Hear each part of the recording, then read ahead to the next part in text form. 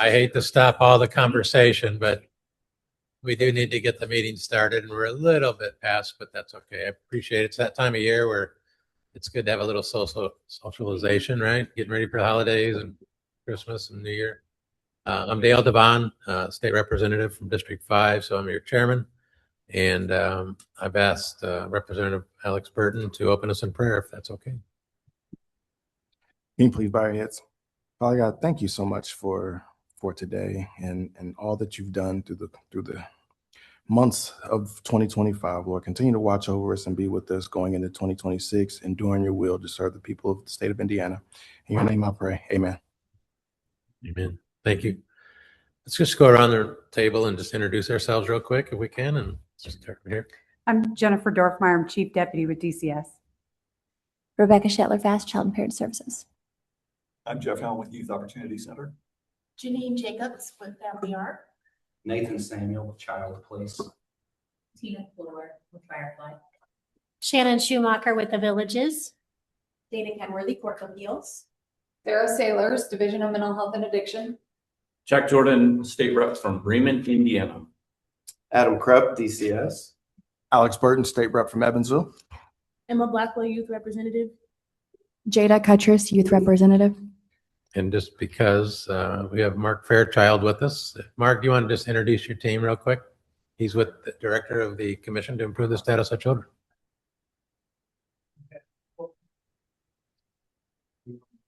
Mayor Adriana, our neighborhood coordinator.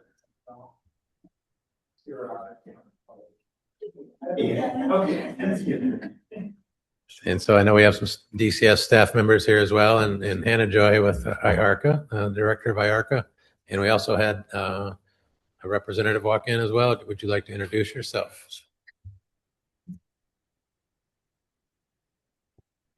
Good afternoon, everybody. Victoria Garcia Wilburn, State Representative for House District 32, representing portions of Carmel, Fishers, and northernmost part of Indianapolis.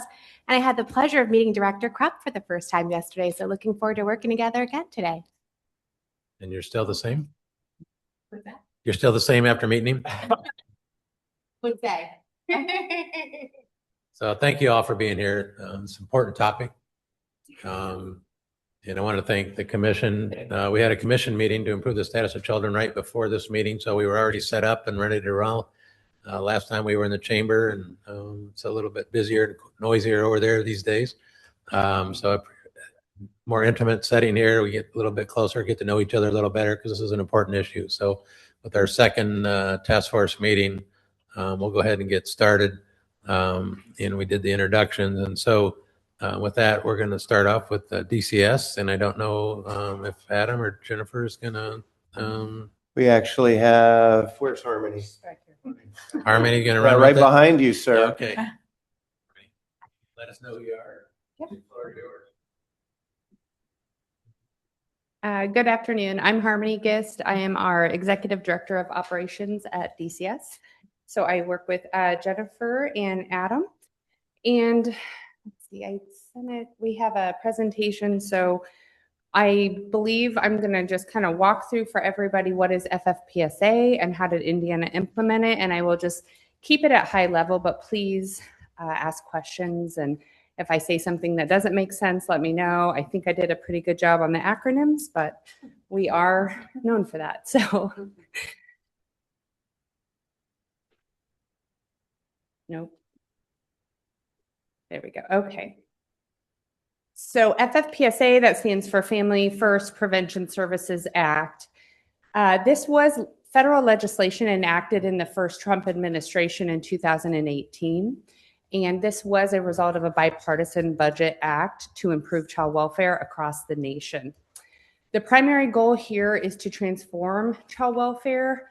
How they wanted to transform was to provide money or access money for true prevention to prevent removal and to preserve families. This actually emphasized preservation of the family, including ways we can make families stronger before formal intervention is necessary. That way we reduce our reactive foster care placements.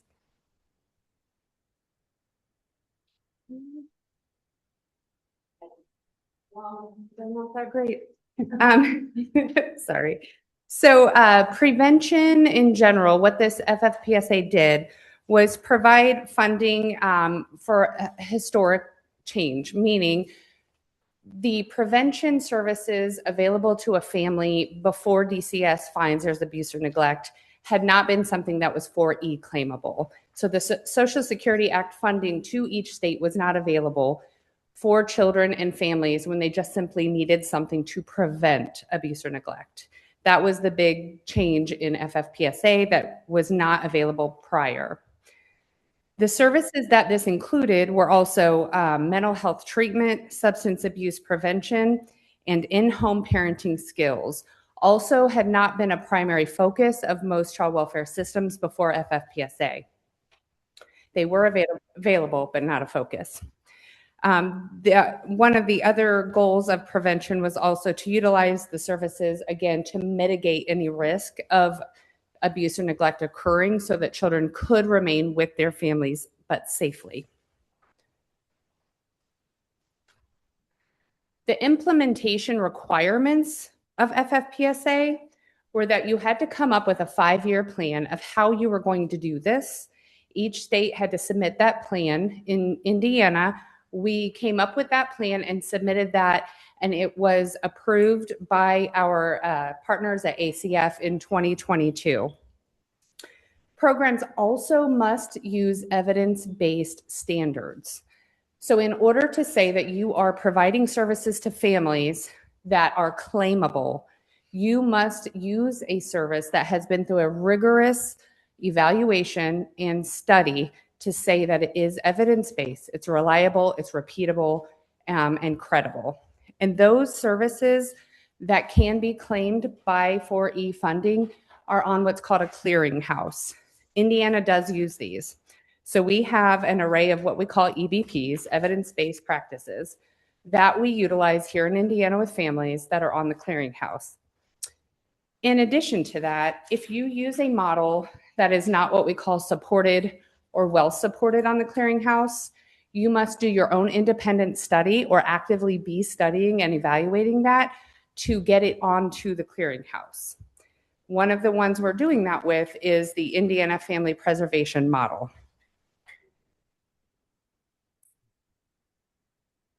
So going into the specifics of FFPSA, so primary and secondary prevention. This is what you would think of as a family who just simply needs some help. There may or may not be allegations of abuse or neglect, and they need concrete supports. They need parenting skills. They need diapers. This is done in Indiana through Prevent Child Abuse Indiana, or PCAIN. A lot of these may sound familiar to you.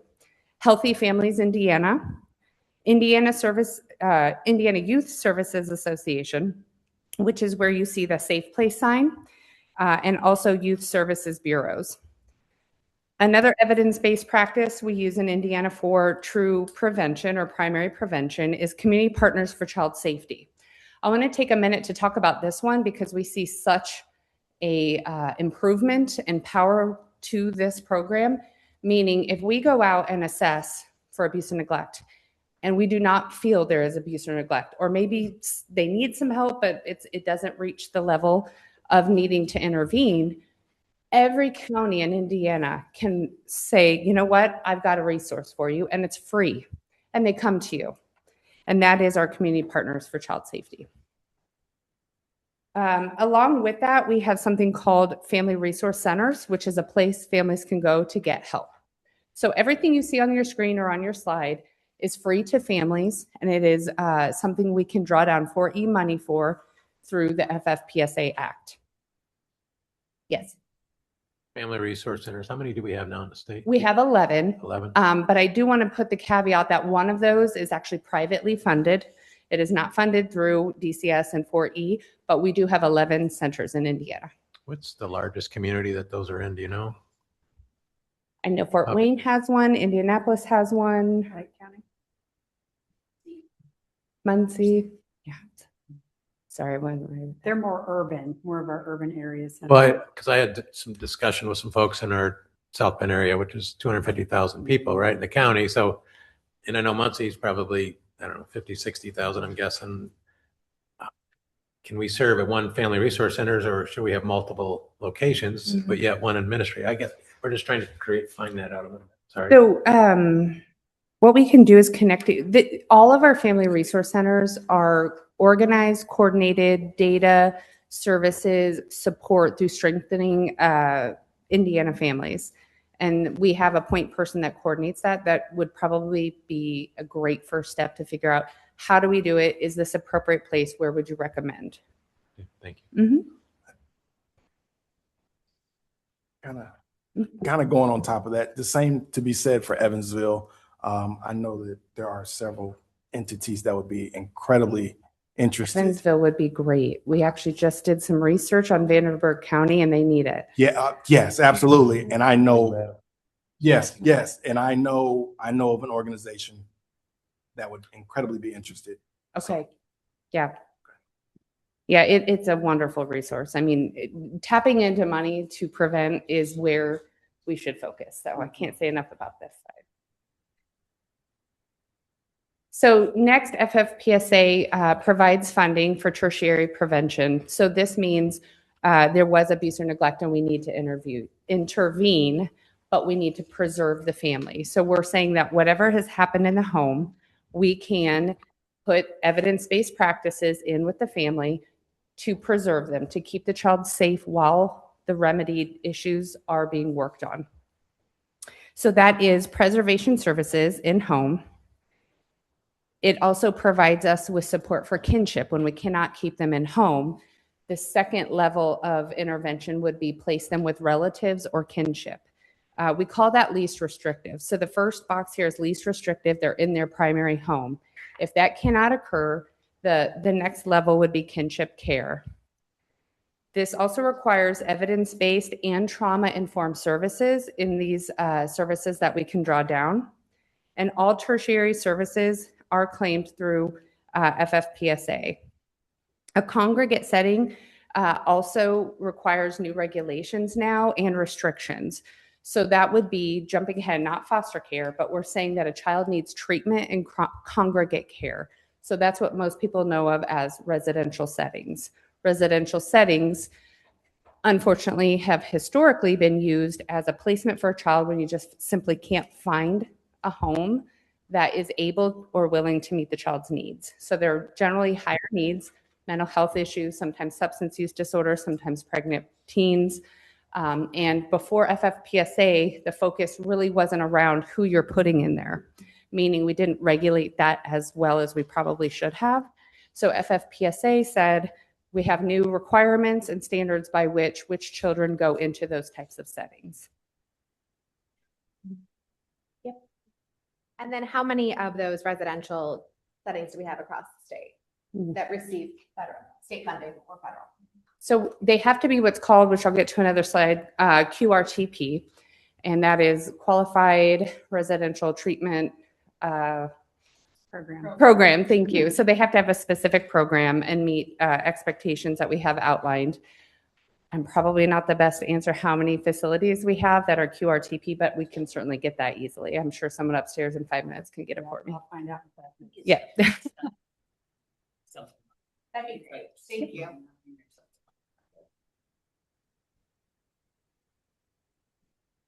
So specifically in the tertiary interventions, we have, which most people know in Indiana now, called Family Pres. So this is Indiana Family Preservation Services. This was we are the first, so meaning we're the only ones in the nation that did this specific model to implement services in home. So when we preserve a family, we put in what's called family preservation. What changed about this is that our practice was send referrals to all the services that are needed for a family. And yes, that is good. You got to meet the needs. However, one of the cumbersome things about that is you can have 4 different providers doing 4 things and they don't know it. It's a lot for a family to juggle. It's a lot for a caseworker to juggle. So this model said one provider provides all of those evidence-based practices that are needed for the family under one umbrella provider, and they do everything with the family from start to finish. So this model was called Family Pres. Now, the evidence-based practices they use within the model can be claimed, but this model itself is not on the clearinghouse yet. We are doing evaluations on it, as we're required to do, until we can find that it is supported or well supported in Indiana. This was outcome focused, meaning instead of a family working through a program, and let's say, for example, substance use disorder, I refer a family to, or a mom to substance use disorder treatment, and they recommend she do IOP and some substance counseling. Whether that family is successful, meaning is the child maintaining safety in the home? Are they getting their needs met? And are they working through the process of our case without any subsequent issues? That wasn't looked at as a whole. It was just referral, we're done, check it off and go. This model says one family is going to work with one provider, and that provider is held accountable, meaning new referrals in the future or not, to the success of the family as a whole. So that is the difference of the models from what we used to do in-home cases to now. And then what's the credential of that one provider that does all of those evidence-based interventions? The credential meaning they have to be trained in evidence-based practices. Level of mental health provider? Are they a social worker? Are they what profession? It varies based on the evidence-based practice. So every evidence-based practice that they put in place with that family has its own requirements for fidelity to that model. Lots of them do require master's degrees. If it's a particular part of the service, like parenting skills, home maintenance, those could probably be bachelor level or even certification. But almost all of them have to report up to a licensed clinical social worker. Thank you. Mhm. Hey, Harmony, are you drawing down on juvenile justice population also, or just? Not yet. We have that in our amendment. Yeah, so it's good to note that DCS also funds and pays for services for the juvenile justice population. While we are not accountable for them in court, we do the referrals and the maintenance of their referral process and evidence-based practices, and they have benefited from this program. And so we are amending our prevention plan, what I mentioned on the first page about our 5-year plan, to include that population. Do you have any data of how successful that's been from the those involved with juvenile justice, those justice involved youth? Do you have any data that you can speak to or? So our data on our juvenile justice population comes from Indiana Office Court Services. They collect that rather than us. We have some, but I think defining success on each population is a little bit different also. So it would depend on exactly what success looks like for that population, but we can certainly get data on that population from them. Speaking of data too, and I guess I would be curious, so when we send a parent or guardian to get substance abuse treatment, do we have any success rate or failure rate data based on the typical outcomes of those type of things, where that parent could be reunited or their kid could be reunited with the parent child? We have data on, I don't know that it speaks to exactly that question. It's a great question. Where it gets a little bit difficult to say that X equals this is that we have comorbid diseases in families. We have mental health coupled with substance abuse disorder, coupled with domestic violence. Sometimes we have other issues as well. And so sometimes detangling all of the different denominators is difficult. But I would say that I can tell you that 85% of our cases that we review for our federal requirement of review involve domestic violence and substance use disorder. And so our success rate is hard to gather, but I think independent of our data, I think there's strong data out there showing what types of interventions work best with substance use disorder. And the evidence-based practices on the clearinghouse are the ones we use that generally say these are more powerful and more effective.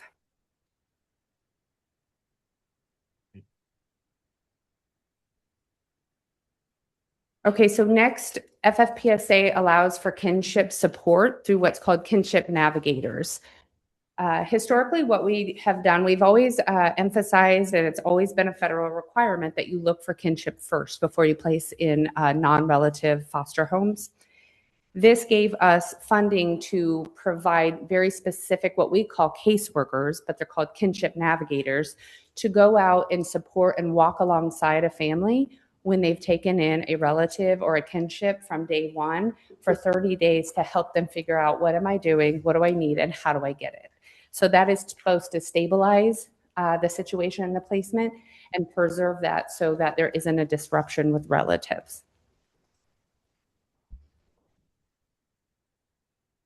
While you're taking a quick pause, I'll say that we have 33 QRTPs in Indiana. Thank you. You're welcome.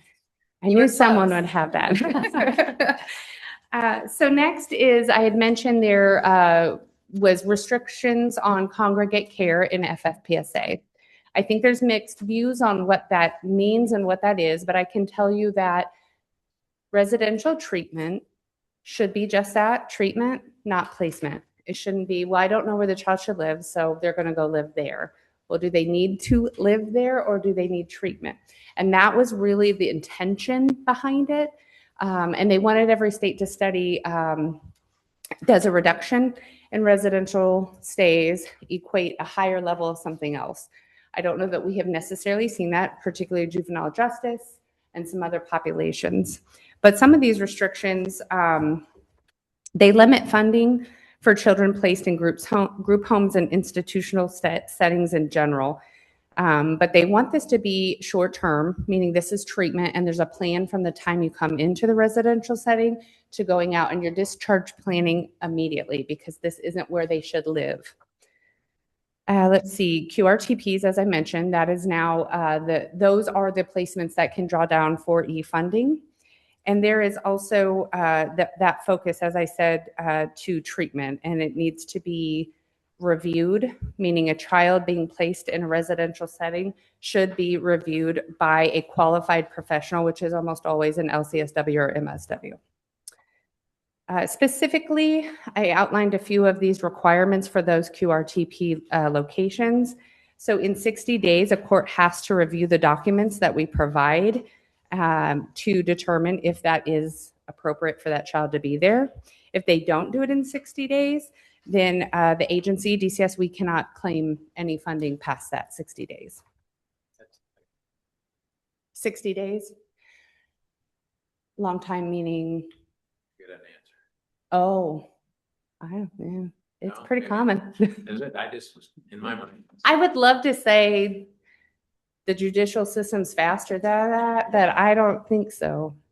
I mean, they got a lot going on, but I think 60 days gives everyone an ample opportunity to submit with the judge the appropriate recommendations. And a lot of times they have to do their own assessment once the child's there. And we do what's called a 30-day assessment, meaning we evaluate the child. We actually do an independent evaluation to determine, are we biased in our thoughts that this child needs treatment? So I think there's a lot that goes into the 60-day that maybe I didn't outline here. They also need a registered nurse or clinical staff available 24/7. They need discharge planning, as I said, once they enter care and after care for the child for 6 months after the child leaves treatment.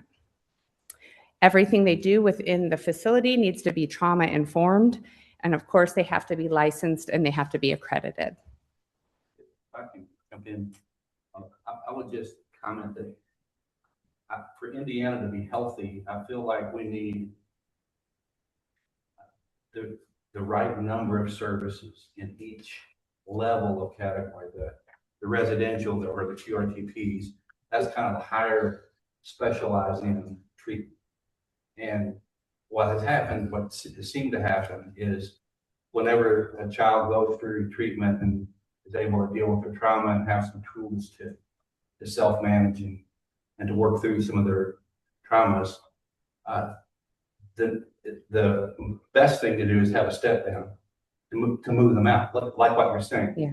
But those step downs aren't there, or they're backlogs in each, and that's why I say we need the foster care, we need the kinship care, all these levels. So once a child gets the treatment or services they need at that level, they can move down to, on down eventually, maybe to the prevention services to make sure they're maintaining and not blowing or bubbling back up with a lot of issues. So I think that's an area that we just need to continue to look at, is how can we make sure everybody's healthy and have those multitude of services that there can be a step down or a step up sometimes.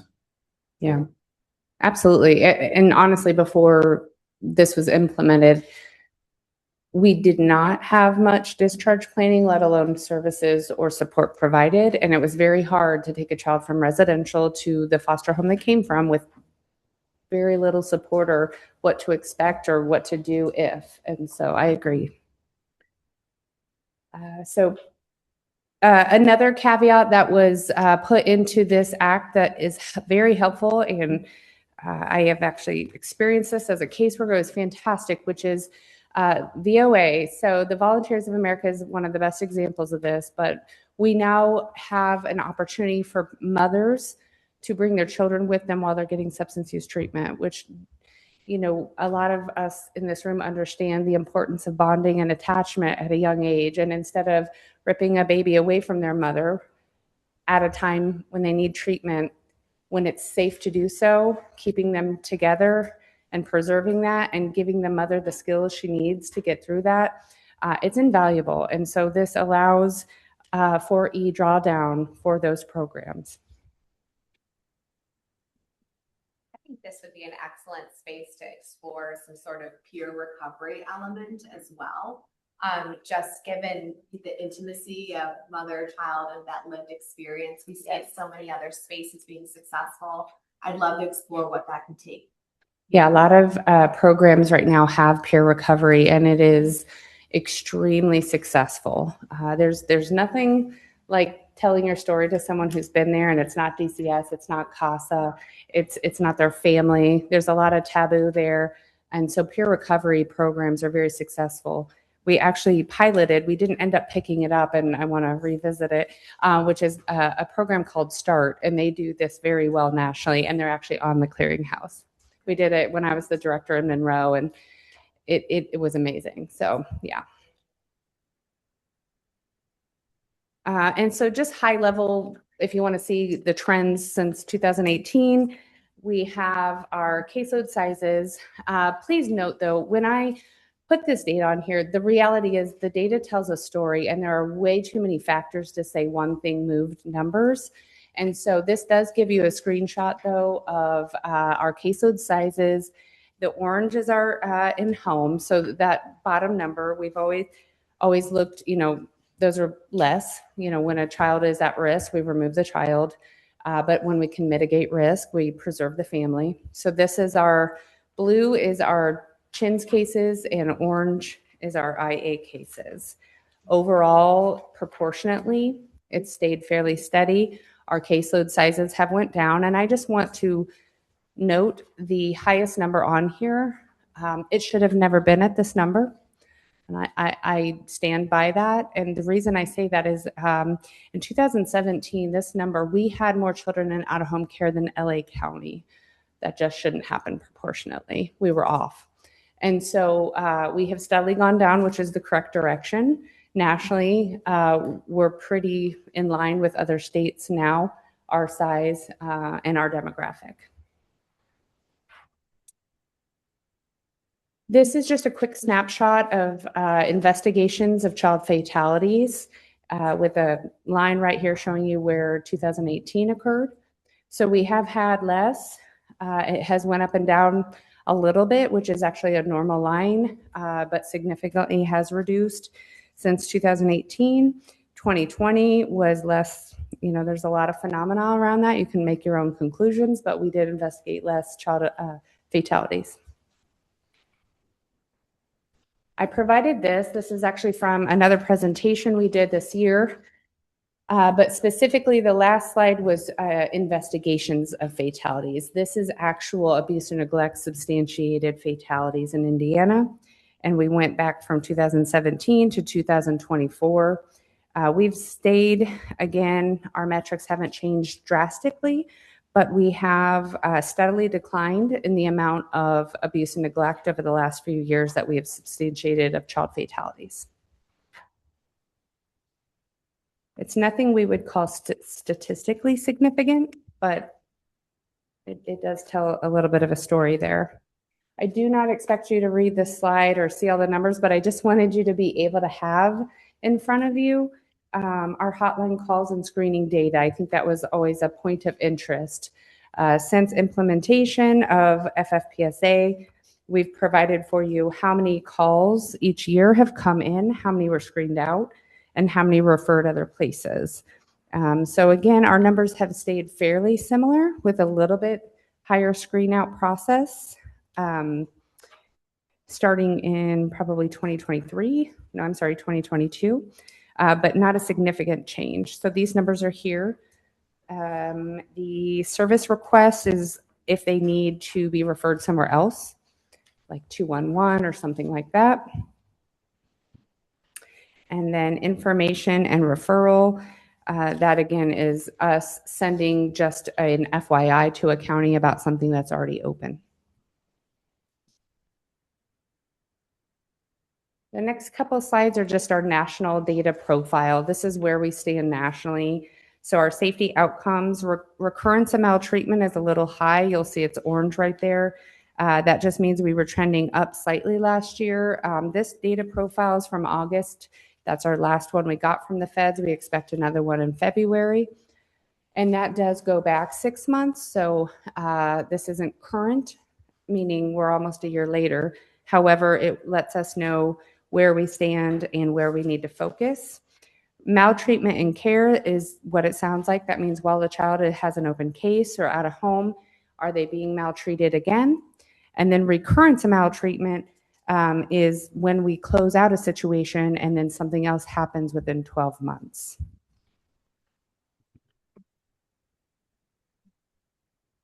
The next one is, again, same profile, same timeline, but it shows our permanency outcomes. We do better right here. So we actually are doing better than the national average on getting permanency for children in 12 months, in 2 years, and in 2+ years. We do better than the national average on re-entry into foster care. That means that when a child is re-removed and entered into foster care again, it's called a re-entry. So we do very well there. And then placement stability, that is determined on how many placements a child has while in out-of-home care. You can have pretty atrocious numbers, or you can have one. One is ideal. That's where the kinship navigators have helped with families and kinship. But unfortunately, it varies. But overall, Indiana does have less disruptions than the national average. And then lastly, I just wanted to highlight, this is a table we put together quite a while ago. And it just shows you the various 4E funding mechanisms for when we had traditional 4E, we were on the 4E waiver, and now FFPSA. One of the most significant changes I've highlighted for you is just simply being able to claim for prevention with evidence-based practices that we couldn't do before. That's all I have. I'm happy to answer more questions though. So if I remember correctly from an earlier presentation, DCS, we're talking about the reduction in complicated care for kids from 2018 to 2023. Is that like a 40% reduction? That sounds about right. Yes, we significantly reduced our congregate care. And about 50% across the nation. That sounds about right. That's fine. I'm just trying to remember. And then the other kind of element of that, getting back to what Nathan was talking about with the kids who don't have a place to go. So I know that you track, as we talk on the residential calls, about the overstays in residential D&E and also ES. Yep. Any updates on that, or how's that going? Let me ask Jennifer. She has that team right now. I don't have data, and I apologize. I can get some numbers for you. We have dedicated staff, though, that work for our overstay, so I know that we have been successful. We have work to do. I think we definitely have work to do, as Nathan mentioned, in how do we formulate our community-based services to support placements? How do we create a step-down approach that works for our kids that do need this highest level of treatment? And we just need more real-time responses to kids with crisis as well. And so I think all of that rolls up into things that I would say this administration needs to tackle.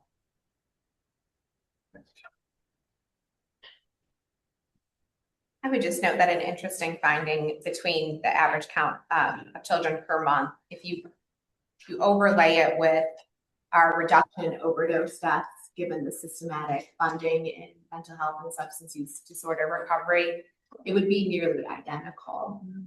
So I just think the family recovery courts and the things that the judicial branch offers are also should be encouraged and continue to be an important aspect of this whole system.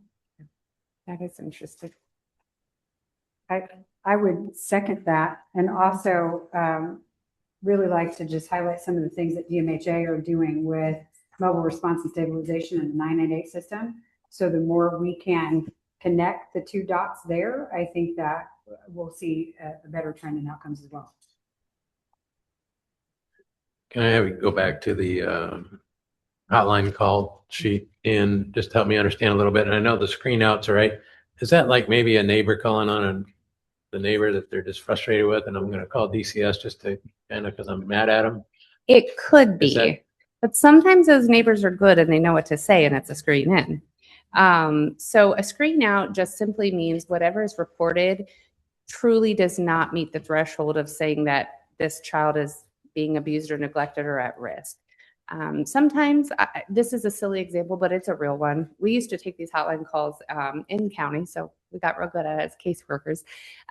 Sometimes it's simply someone saying, it's a lifestyle thing, saying that family never cooks. They only feed their children McDonald's. They only have pizza. And you're like, so they eat. Okay, screen out. So it can be a variety of things. But the bottom line for screen out is saying whatever was specifically said, and we ask a lot of follow-up questions, it does not meet the threshold that anyone would say this child is abused or neglected and we need to send someone to that home. So it could be a neighbor, but sometimes those get screened in. Just to add to that, we have a structured decision-making tool that the hotline uses. And so the questions run through this decision-making tool to help us determine is this appropriate to screen and screen out. So it's both the person's judgment and the tool. So it looks like we have about 125,000 on average calls. So it's probably, close to 10,000 a month, right? So I don't know how many that is a day. How many operators do we have at this hotline number? 100-ish. Is there? Okay. Yeah. About 100-ish. Is that right? Yeah. They're busy, and we do answer the calls right away. So there's wait. Are they time. centralized or are they spread across the state? They're spread across the state. They also are a bit seasonal because we've been able to kind of trend out when we get more calls. And so we make sure that we have hired enough staff to cover those times. And then it's School starting. You see it. school starting. School starting is a massive, and everybody gets ready for that because you have more reports, more calls, and a lot of the reports are legitimate because there were eyes on the child over the summer.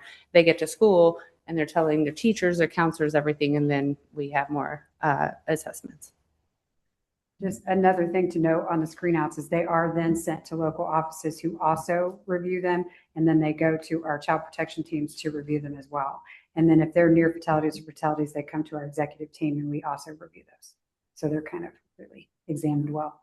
Thanks. And one thing I would add, if you probably don't recall from last session, but when I testified on one of the bills that we had, we highlighted our hotline and just how many calls were coming through. I know you remember that now. But we're very proud of, and I think Indiana should be proud of the fact that our average response time is about 20 seconds. And nationally, that's the gold standard. We had an emergency earlier this year that required us to call another state to try to reach out to them to collaborate and partner with us. It was on a Saturday morning, and I believe our team said they were on hold for about 40 minutes. It was, we were shocked because, for us, it's 20 seconds. So maybe that day was an anomaly, but for us, that's consistent. I got a report yesterday. We get a monthly report of these statistics, but also how many, you know, your typical call center statistics, people hang up, right? Typically we measure that too, right? How many people abandon the call after 10 seconds, 20 seconds, a minute? We are consistently at 20 seconds. And I think we should all be proud of that as a state. Yeah, I agree. Anything else? Any other questions for presenter? All right, thank you. Thank you, Harmony. Great job. So next, Hannah Joy is going to come up. And again, Hannah's with IARCA, right? Heads up the association. And Yeah, I may be everyone's favorite because I'm going to be the quickest by the end of this. But just to kind of sum up and make a quick comment, if I may, on the past presentation, I think there's a lot of really good things that came to Indiana through the Family First Preservation Act. There was an increase focused on trying to keep kids at home, which I think most people agree that a kid innately wants to be a part of their family of origin. There's something innate about that, and that's great. That's one of the great things that Family First did. It also opened up for e-dollars to start covering more of prevention services. That was also great. There were also some unintended consequences of the Family First Preservation Act on mostly your out-of-home placements like foster care and QRTPs or residential. And so with that being said, we actually asked a gentleman named Dave DeStefano, who's been around Indiana for a while. He's also known for working with other states on their child welfare financing, and we asked him to come in and kind of shed some light on what he's seeing nationally and in Indiana. Good afternoon. Thank Dave, you very are you ready? I am ready. Can you hear me? Yes. Excellent.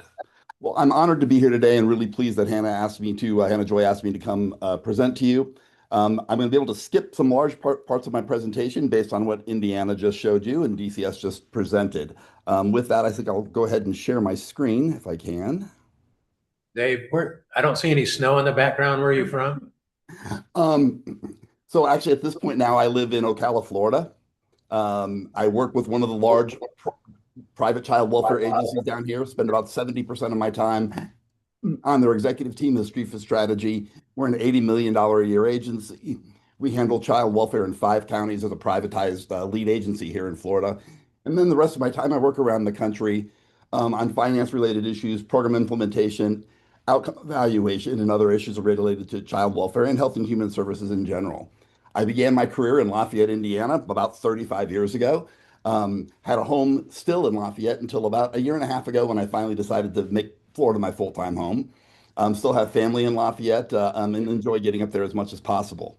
I began working with the Indiana rate-setting system back in 1999 when I was a contractor to the state working for Maximus at the time, and we rewrote the federal reimbursement system used by the Indiana RT residential providers and child placing agencies to determine what portion of their cost was Title IV eligible. That system stood in place for 10 or 11 years until DCS changed it in about 2011. And at that point, I started working very closely with providers. On an annual basis, I complete probably 40 or 50 cost report tickets submitted to the state of Indiana. I maintain a very close relationship with providers, and I'm, again, really pleased to be here this morning. So with that said, let me see if I can share my screen.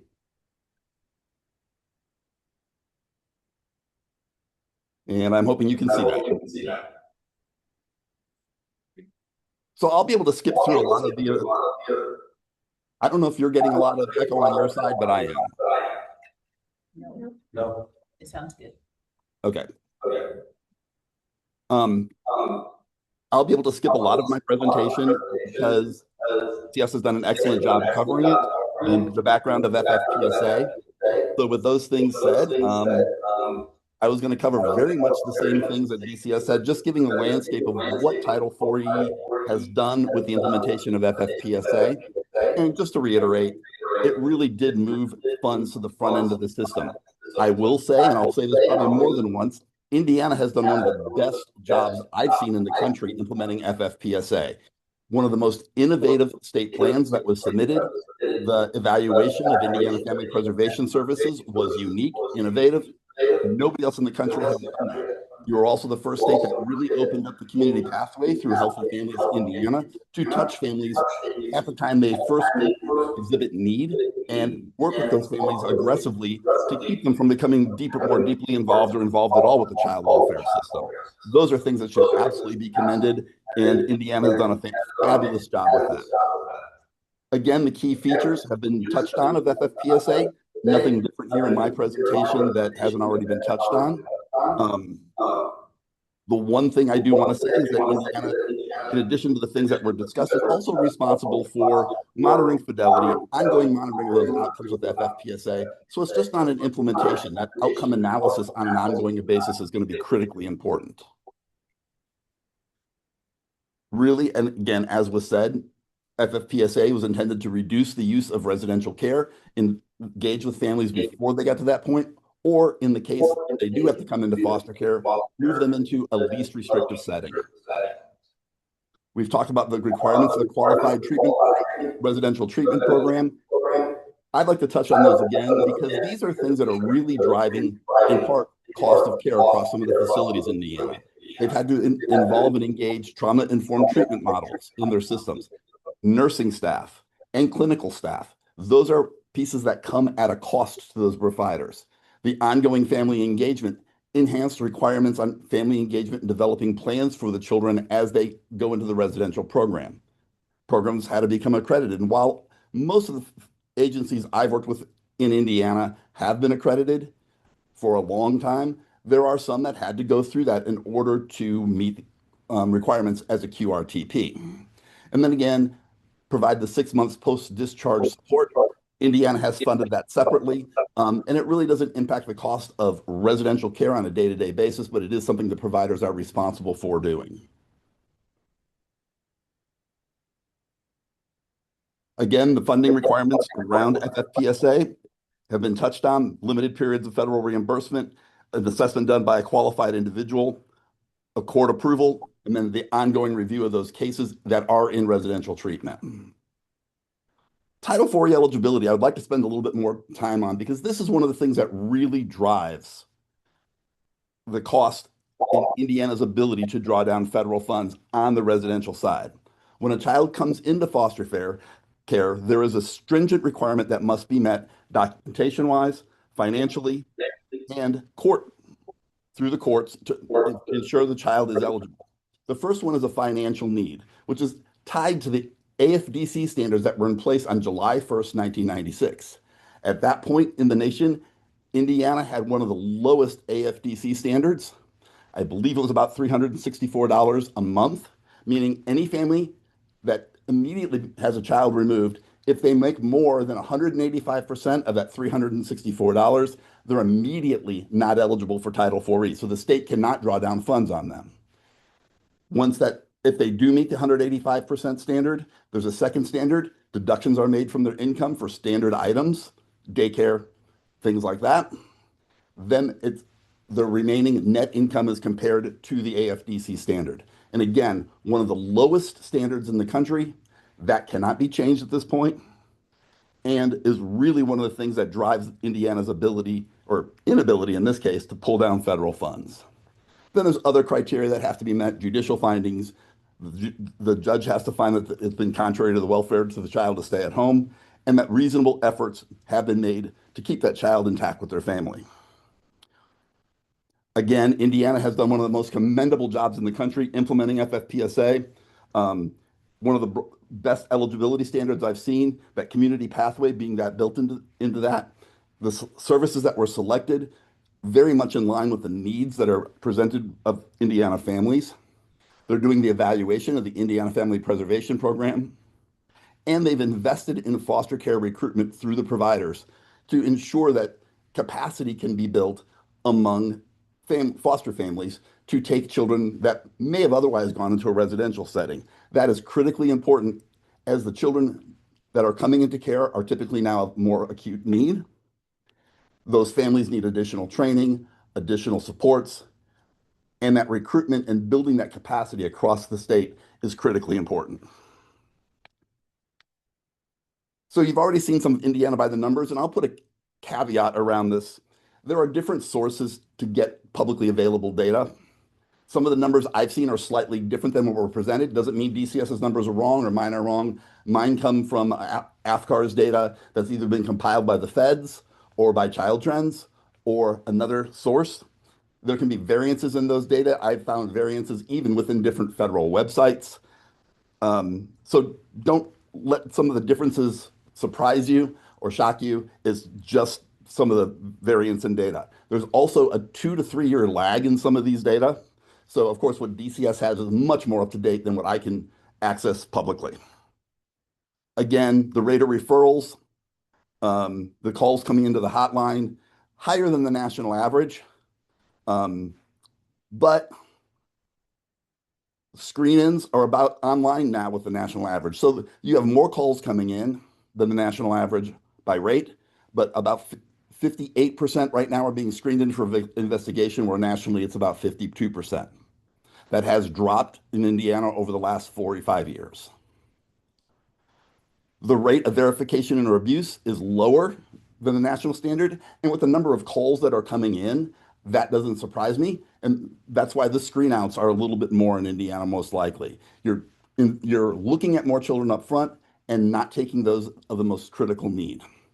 That said, Indiana does a fantastic job providing services to those that are verified victims of abuse or neglect. Higher than the national average over the last, from 2019 to 2023, which is the last year of publicly accessible data. And I'm sure that standard has only gotten better with the implementation of FFPSA. And if the numbers I see in terms of federal claiming around FFPSA in Indiana are correct, I can guarantee you're doing a great job engaging families and children. The rate of entry to foster care has been traditionally higher than the national average. The number of children in foster care has been higher than the national average. That has come down over the last few years, ticked up a little bit in 2024 based on the federal data. But again, I think that's just the ebb and flow of working in the child welfare systems. You're going to see variances like that. The number of entries per year, traditionally since 2019 through 2023, came down. Again, upticked a little bit last year based on the federal data. And the number of children in care have reduced dramatically, and then upticked again a little bit in the last year. And again, those things don't concern me in terms of the latest uptick, because that's just the course of the work. When it comes to federal claiming, there are many limitations around Title IV-E, especially on the residential side. The first thing I typically look at when I find states to compare with and look at how Indiana is doing in terms of federal claiming, federal drawdown, is I look at the AFDC look back across the states and try to compare states with similar look backs. The lower the look back, the more likely the child is to be ineligible, the less federal claiming you'll get. I look at out-of-home care volume and poverty level, because those three things together are key factors in some of the eligibility determination. I picked several states. There was no real scientific reason around picking these states, except they were close in terms of the penetration rate, the number of children that are 4E eligible, and had a close AFDC look-back number. The size of the states can vary significantly, but really when I'm looking at percentages of funding, that doesn't matter as much. I look at the three factors: the poverty, the number of kids in care, and the FDC look back to really decide. And in this case, I picked Nebraska, Kansas, Oregon, and North Carolina. Another person may have picked several different states to look at.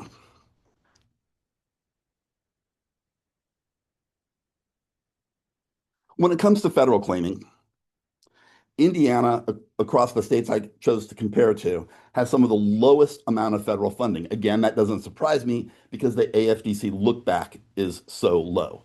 With that, children are not Title IV eligible, which means Indiana has to rely more heavily on state funds as well as other funding sources to cover the cost of children in care, to cover treatment of families and children's treatment needs. Only Delaware, New Mexico, and Pennsylvania use less federal funding for child welfare services than Indiana did. And again, this is based on a little bit older data. 2022 was compiled by Child Trends. And these factors may have changed over the last couple of years. So again, it just gives us a historical perspective of where Indiana was, not necessarily where they're at today. When it comes down to the breakdown of actual federal funding, and as we implement FFPSA, we need to remember one thing and keep it in mind, is with the prevention services that were discussed that Indiana has implemented with FFPSA, Title IV-E is the payer of last resort, meaning if that family is Medicaid eligible and that service can be claimed to Medicaid or a portion of that service claimed to Medicaid, what we would call blended and braided funding, Indiana should be doing that.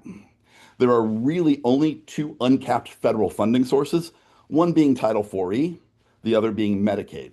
The rest of the funding sources that Indiana can draw upon to pay for Title IV services, Title IV-B, Social Services Block Grant, TANF, those are all capped funding sources, meaning that Indiana has obligated those dollars. The feds aren't going to give Indiana more dollars in those areas. You can only draw down more in Title IV or Medicaid. So your focus in increasing federal claims needs to be focused in those areas. And to the degree that you can unobligate some of those obligated funds in 4B or SSBG or TANF and move those to other needed services if you can get costs covered by Title IV or Medicaid. In Indiana, of the 27%, a little more than half, so you figure 13-14% is funded by Title IV-E. The rest of the child welfare funding, child welfare federal funding comes from Title IV-B, Medicaid, SSBG, TANF, and some other smaller sources.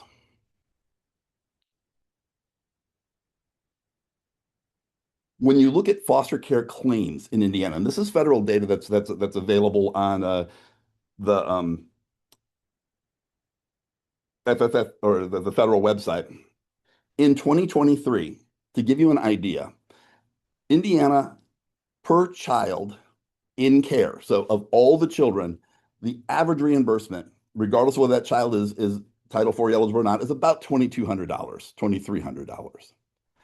For an eligible child, the federal foster care maintenance, which is room, board, food, clothing, shelter, is about $13,000 per year. That's in line, very close with what other states are claiming. For administrative, the cost of administration when the child's in care, meaning the placement administration, again, these costs are very much in line with what we see nationally. What surprised me is when I looked at the 2023 data, is that I see no federal claiming for foster care administration on the state side for pre-placement services, meaning those children that are working with a child welfare caseworker are at risk of coming into foster care. We call those candidates. And there may be some retroactive claiming that's gone on since 2023. I haven't seen it yet, but I didn't see any federal claiming in the foster care claims data that I was able to access. Again, the lag in data doesn't necessarily mean Indiana has done something right or wrong. It's just what I'm seeing in the data. What surprised me to the large part is the low claiming around what they call a specified setting, those QRTPs. On an annual basis in 2023, federal claiming for children in the specified settings, the federal reimbursement was less than $700,000. And when you think about the cost of the care, even at $350 a day, you're talking if a child's in care, that's $120,000 a year for every one child in care. To me, that says a very low percentage of those children that are going into QRTPs are Title IV eligible. I didn't expect the number to be that low, but again, it's not right or wrong. It's just what I'm seeing.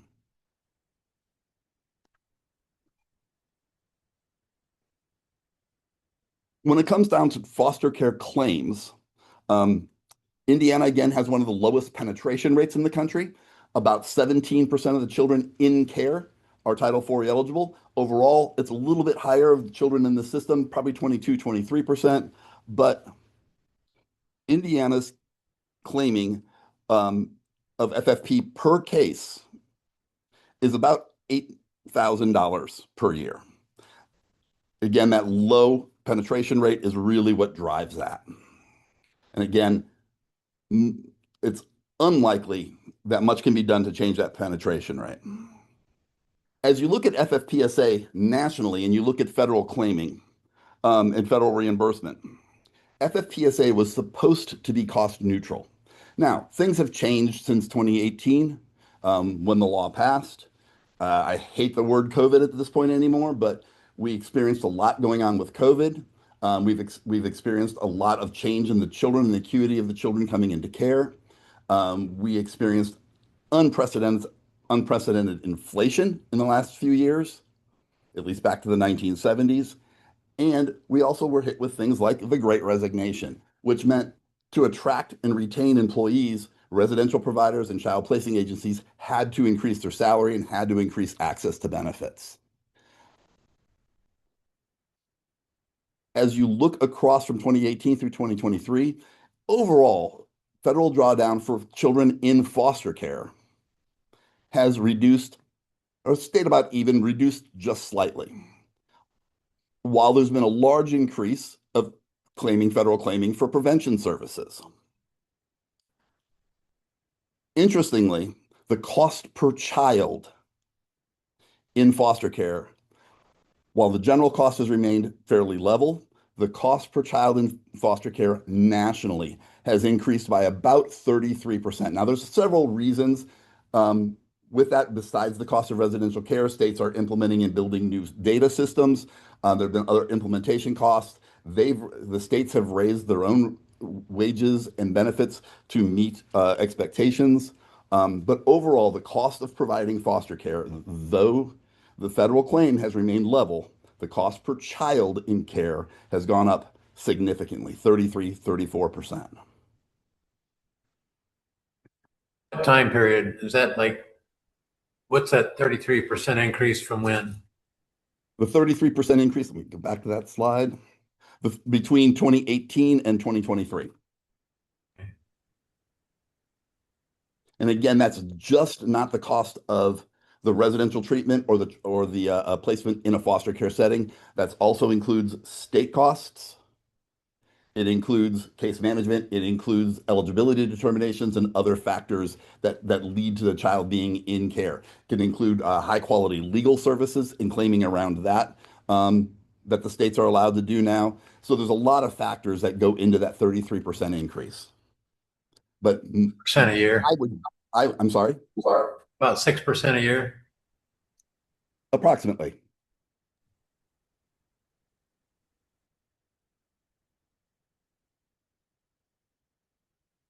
As you look at Indiana foster care claims since 2022,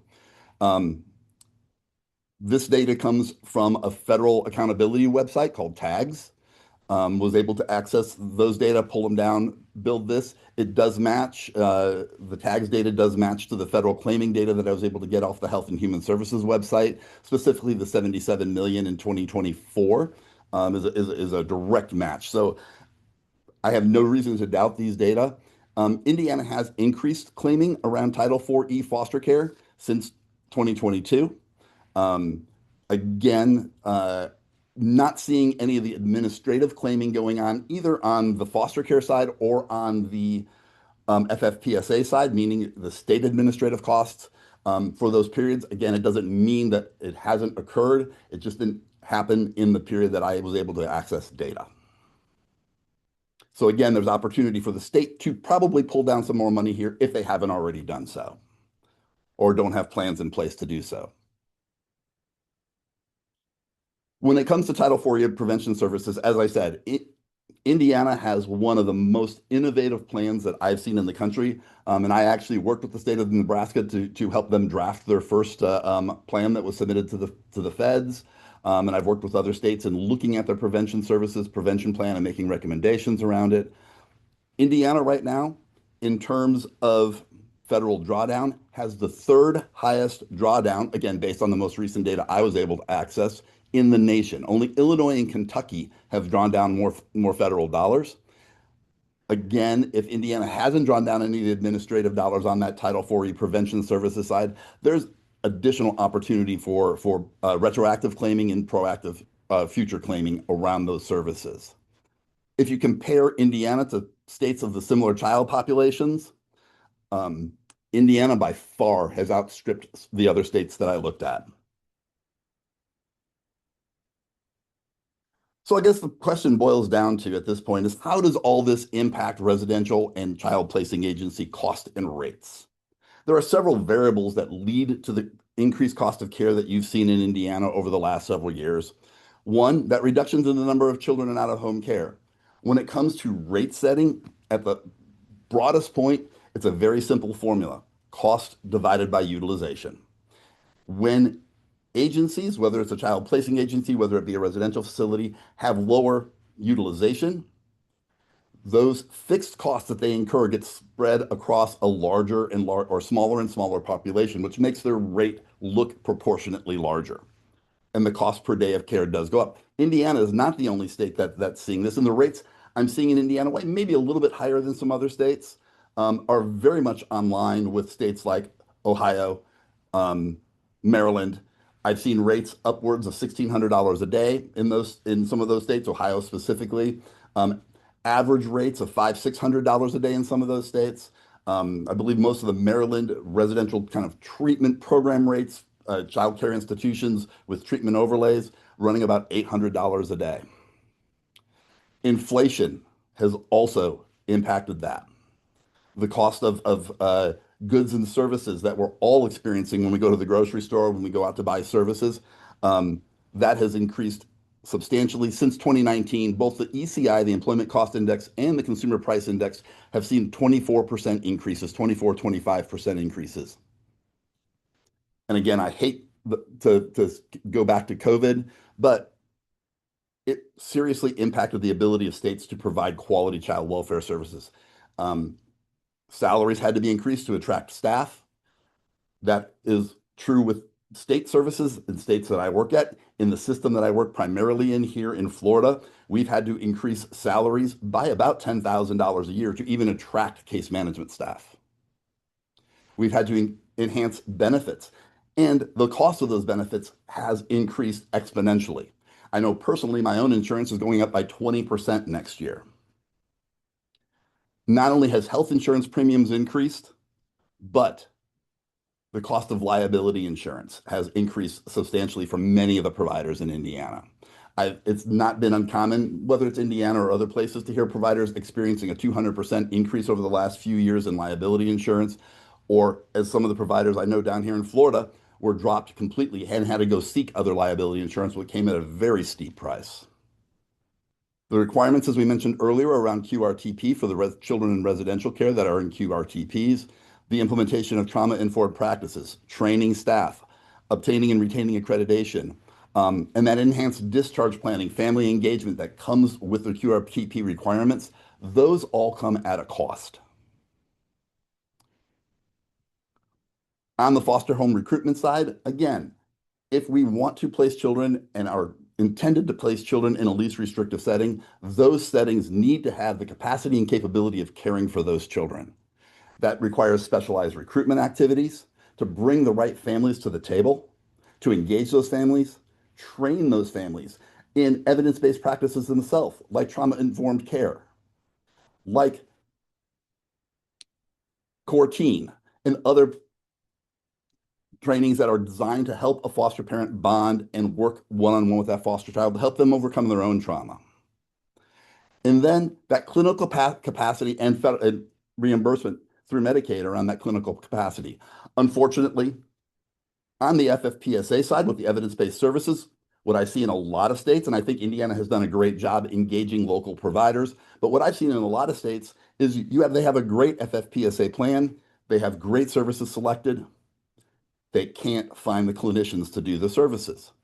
Again, here with the system I work with in Florida, we hired 10 clinicians to implement an evidence-based intervention. Within 6 months of paying almost $1 million to have those 10 clinicians trained in multiple services, we lost 6 of them to private practice, who basically they went out and said, I'm going to hang my own shingle and go into practice. Or they joined a mental health system that was able to pay them more.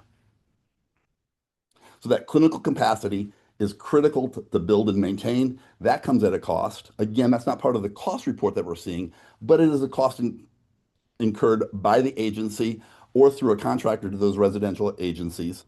And often, and what I hear from the providers I work with, is often the reimbursement that they're able to get through Medicaid does not cover the cost of providing those services to the fullest degree possible. So they're bearing additional cost that they aren't getting reimbursed for and isn't part of the cost report. When it comes down to the Indiana cost report, and I've told people this in other states, I've said it to the rate setting staff in Indiana, I've said this about other rate models that I've worked on. There is no one perfect rate model. There is nothing that goes into a rate model that's going to make everybody on both sides of the system happy. There are things I disagree with in the Indiana system. There are things I love about the Indiana system. When I talk to other states about how to set up reimbursement processes, I encourage them to look at Indiana because it is, in my opinion, one of the most straightforward, logical systems that I've seen. Again, I don't agree with all the components of it, but I think Indiana has done a very good job and DCS has done a very good job building a system. Again, it's not perfect, maybe needs to be overhauled in some ways, but it's about as good as I've seen in the nation. Ohio has a decent system. New York's is a little bit complicated. Illinois has a decent system, but I really like Indiana's transparency and the way they do the work. What I did is, and this was a little bit difficult to do, I took a very, very small sample of cost reports that I've worked on over the last, since 2018 forward. Unfortunately, I didn't have consistent data from the same agencies across all those years. Some agencies I had 2018 through 2024 because I've done their cost reports that long. Other agencies I worked with two or three of the larger agencies in the state. At least two of those have gone out of business. So I didn't have 22, 23 data for those two agencies, Warnley and Campania. So the start and end dates of the data I have are a little bit screwy. They're not consistent. But what I really wanted to do is take a look at where they were at the beginning of whenever I picked the first cost report that I worked with them, was able to work with them with, and the last one I worked with them with. And consistently, what I see is a significant increase in cost per, in the case of wages, the cost per FTE. The fringe benefits per FTE has gone up pretty substantially. The cost, the child daily cost, basically the cost of food, clothing, other child-related costs, has increased on a child basis, the number meaning the cost per day for that child. Operating costs have increased substantially. Occupancy costs have increased substantially. Travel costs on both the CPA and residential side, all these costs have pretty much increased substantially over the last 5 years. Again, this is a very small data set. It's not intended to say this is the case with every provider in Indiana, but it does give us an idea that the factors that we've talked about today have really impacted the providers to a large degree. I know Indiana has worked very closely and done some good things to make sure providers in the past have been made whole. They have allowed providers and they've provided grants to providers to do workforce retention, to build foster parent recruitment capacity. And those things are commendable. And the providers I have speak with on a regular basis do appreciate that. But again, the cost has increased. So what we're seeing in the state of Indiana with the rates, again, maybe a little bit more than other states, but not disproportionate to other states. I know here in Florida, the cost per day per child has gone up about 100% since about 2018, more than 100% on average per day since 2018. Between 23 and 24, though Florida saw a 20% reduction in the number of children in out-of-home care, they saw a 20% increase in the cost of residential care. So when you take those factors into combination, that's really equates to about a 40% increase. The reduction in combination with the increase of cost, you really had about a 40% increase in cost in that year alone. So again, what Indiana is experiencing is not holistically different than what I'm seeing in the rest of the state. With that said, I did on the last slide, I do have all the data sources I used. Again, depending on the data source you choose, things may vary just a little bit. For instance, and I would love to know why, the federal data I saw said that DCS receives a lot more hotline referrals calls than 120,000 a year. What I was seeing was 170,000. So that comes from the federal data. I don't know which is right. I don't necessarily think either is wrong. It may just be the way the data is being interpreted on the federal side. So with that said, I'll open it up for any questions you might have. Thank you, Dave. Any questions? Dave, one of the things you said was that Speaking Indiana, of the mic, please. sorry, one of the things you said that was, that we know is that Indiana has more children in foster care than some similarly positioned other kind of states. Is part of that due to the fact that the juvenile justice system is folded into DCS's numbers, or are those teased out and those numbers are reported federally? It's not clear. That's a great question. It's not clear in the federal data whether the juvenile justice children are teased out in that system. Then that may account for some of those variances. What I see in the system, I think it would depend on what Indiana, because everything I'm reporting comes from the AFGARS data that the state submits to the feds every 6 months. So it depends on how that is reported in the AFGARS data, and I'm not aware of how Indiana is reflecting that in their data.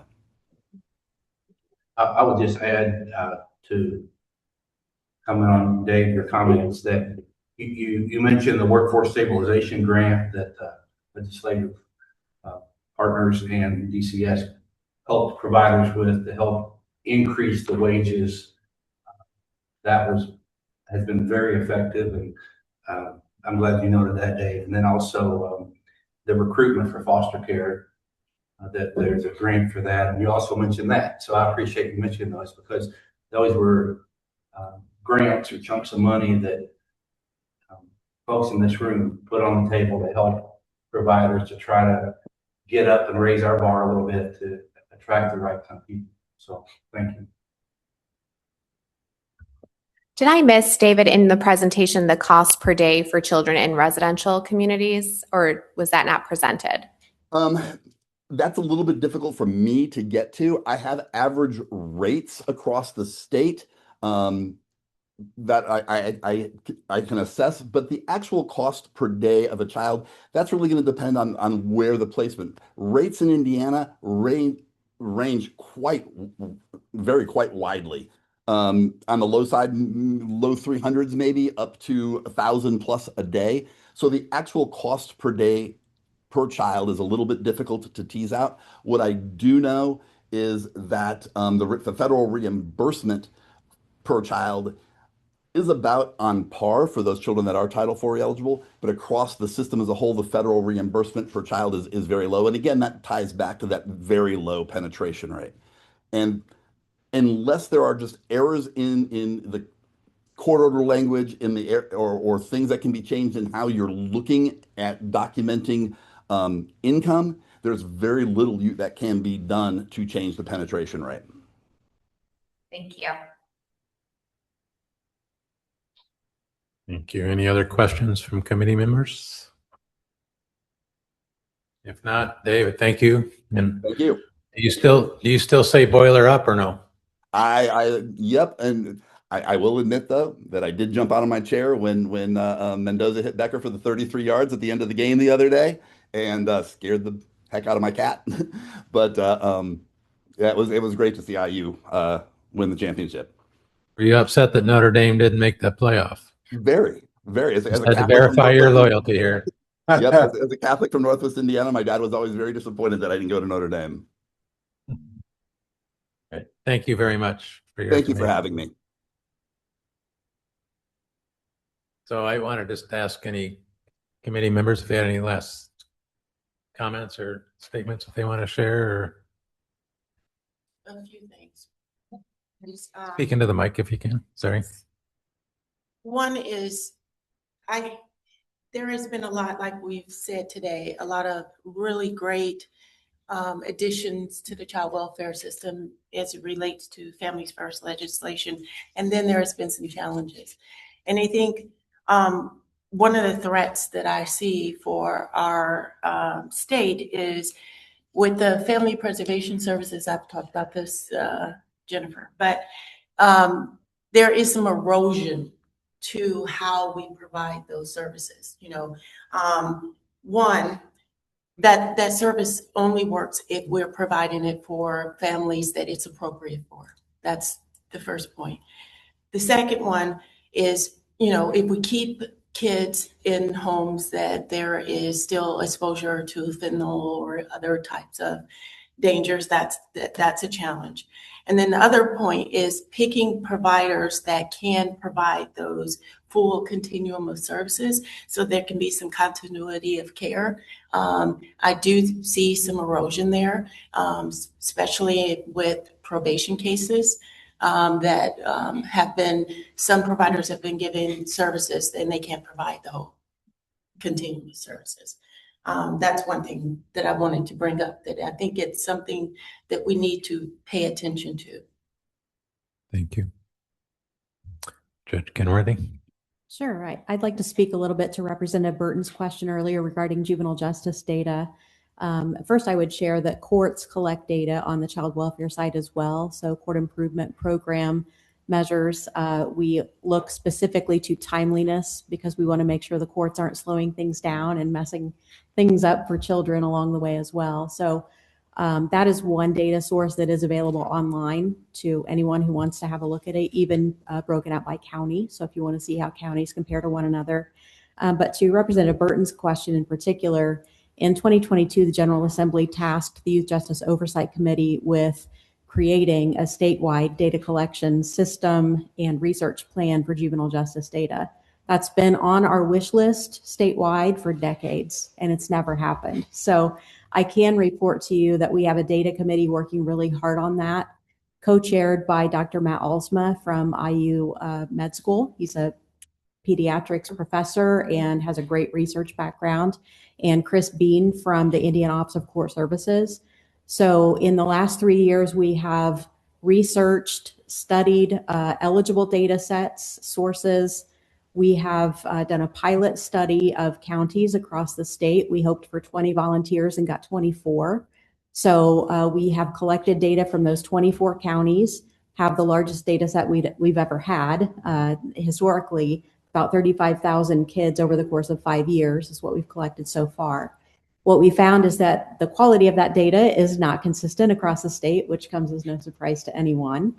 And so we have asked for 5 pilot sites to improve the quality of the data so that we can create an infrastructure that will collect good data. So I am pleased to report that we are closer than we've ever been to having a statewide juvenile justice data collection system. And once we have that up and running, I think you'll have a lot better information to make good decisions. All of us will, regarding policies for juvenile justice youth. Thank you. Any other comments? Yes. What are our goals and objectives for this task force, and when will we go over those? Well, so I know we kind of created a mission statement when we started, and it's basically just doing a deeper dive on services needed, right, across the state, and some areas might need one more of another type than another. So I know we want to continue to do that to try to really help kids the best we can, right? So, and I appreciate every committee member here that comes. I know it's a lot of time out of your day, but these kids need us, right? And this world needs us to be the adults in the room to help these kids that come from these environments that I can't imagine living in that environment. So I appreciate everybody's patience and understanding and their time commitment. And that hopefully one day we have a fatal review report we look at every year. And I hear on average 60 kids die from neglect and abuse every year. And I see and hear the next 60 kids saying, hey, would you do something before it's my turn, right? And I want to brag on Jada just a little bit. She shared with me something this morning that maybe will brighten your day. So she's one of our youth representatives here, but she got engaged here in the last couple of weeks. So, and so, here's a bright spot. These two ladies are a very bright spot, right, that have gone through our foster and aged out of foster care. And they're here to maybe share a little bit of their lived experience. And so we look forward to your input anytime you see something that say something, right? So like, it didn't work for me so well, if we thought we'd do something different. So we truly want to make a difference. We just don't want to fill a seat and just have a conversation. We really want to see some action plans. And so I want to thank Adam. I know Adam has finished his honeymoon this year as a director. And I know Adam is making some sweeping changes, and we're really, anything that we can do to help you succeed, right? So my job is to put you all out of business. Right? And that would be a dream someday. But maybe that's what heaven's about. But if we can create a little heaven on earth while we're here and help those families and these kids that come from those families, again, I can't thank you enough for keep fighting the fight with us. So with that, we are adjourned and just want to say Merry Christmas to everybody. Our next meeting, I think, is going to be February 4th. We are in session at that time, so I'd be a little flexible if you could. I don't know. It's a different session for us this year, and so things could be a little bit crazy. And with that, just a little bit of tidbit information, just so you know that if you've never been in this room that we're in, this room was our General Assembly room during COVID. So we knocked all the partitions out. We had to have 6 foot of separation. This was our chamber during COVID time. So anyway, have a great day. Thank you.